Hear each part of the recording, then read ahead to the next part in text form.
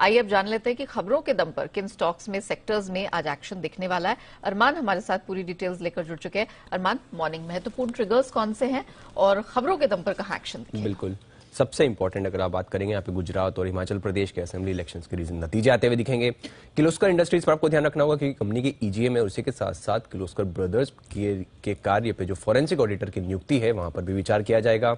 Anjani port-led cement, जहां पे board बैठक में जो टर्म्स है डिटरमाइन, जो राइट इशू के जो टर्म्स है वहां पर विचार किया जाएगा। सर्वेश्वर फूड्स, जहां पे जो एनएससी एसएमई प्लेटफॉर्म से एनएससी और बीएससी के मेन बोर्ड प्लेटफॉर्म पर आता हुआ दिखेगा। और ज्वेल्स पर भी ध्यान रखना होगा, जो एमएससी बीएससी एसएमई प्लेटफॉर्म से वहां से अब पीएससी मेन बोर्ड प्लेटफॉर्म पर जो है वो आता हुआ दिखेगा।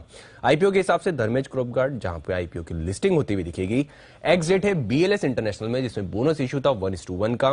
ग्लोबल के हिसाब से जापान का Q3 का जीडीपी का डेटा आएगा। वही यूरोप में अगर आप बात करेंगे, ईसीबी प्रेसिडेंट जो है वो पब्लिक इवेंट में जो है संबोधित करते हुए दिखेंगे। खबरों पे आ जाते हैं। खबरों पर आपको ध्यान रखना होगा आइशर मोटर पर, क्योंकि जो रॉयल एनफील्ड ने अमेरिकी क्षेत्र को ध्यान में रखते हुए जो सीकेडी जो असेंबलिंग फैसिलिटी है उसकी शुरुआत की है।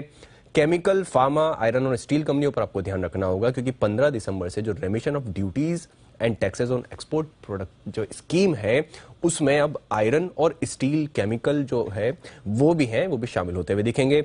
मैक्रोटेक डेवलपर्स पर आपको ध्यान रखना होगा, क्योंकि 3,500 करोड़ का जो है वो क्यूआईपी लॉन्च करेंगे और इस ओएफएस के जरिए जो है प्रमोटर लगभग 7% जो है हिस्सेदारी वो बेचेंगे।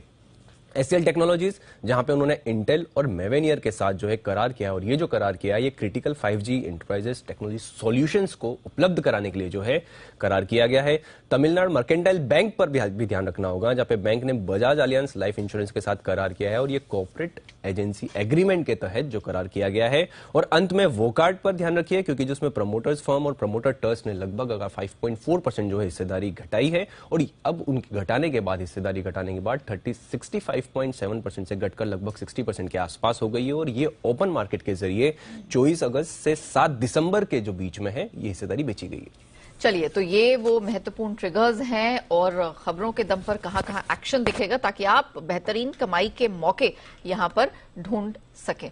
तो ये अरमान आपके लिए लेकर आए हैं। आइए अब जान